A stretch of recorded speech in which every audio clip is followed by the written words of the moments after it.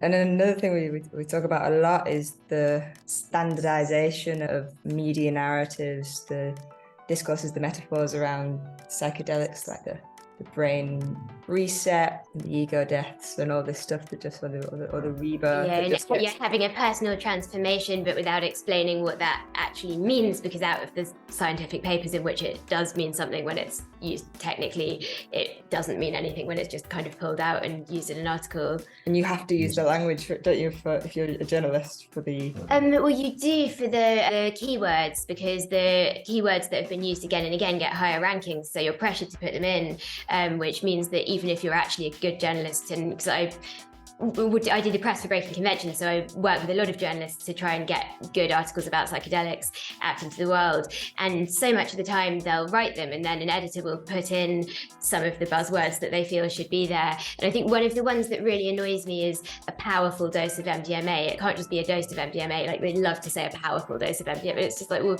it just is the dose that it is, and it has the power that it has within that person, and everybody is different. But like, a powerful dose of MDMA is now a buzzword. So that the idea of an editor in a suit making that change makes me feel a bit nauseous. I always find most sort of neuroscience metaphors so incredibly crude.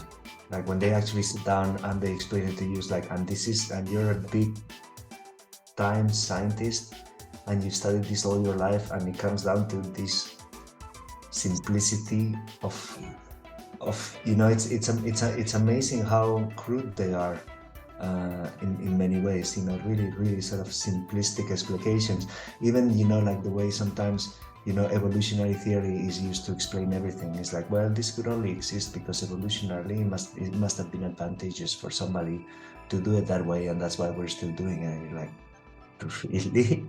Is this what being a scientist means? Like, like just coming up with the simplest possible explanation and then using it on absolutely everything for, I don't know, things I can figure out. I don't want to, but sort of the default mode network, these sort of metaphors that are just like, so crude, the chemical clocks and the chemical keys and it's all, and then the brain circuitry, as if like, now it's gotten rewired. It's like, it's like, your brain there's a great... And then you go back to being a blank machine.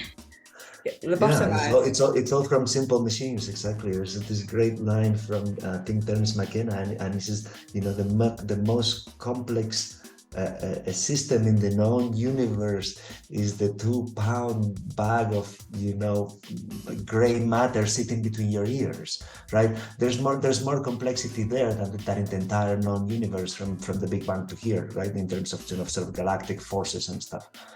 The universe, they actually are, it's sort of humongous, but sort of figurable, but your brain is like impossible. It's so incredibly, it's bioelectrical, biochemical thing, right?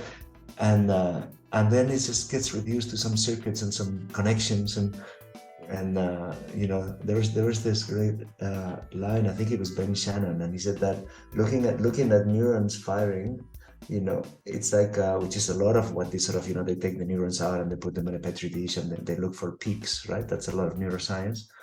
He said, looking at neurons firing is like looking, it's like lifting the cover of a piano, looking at the hammer hitting the strings and saying, see, that explains the symphony.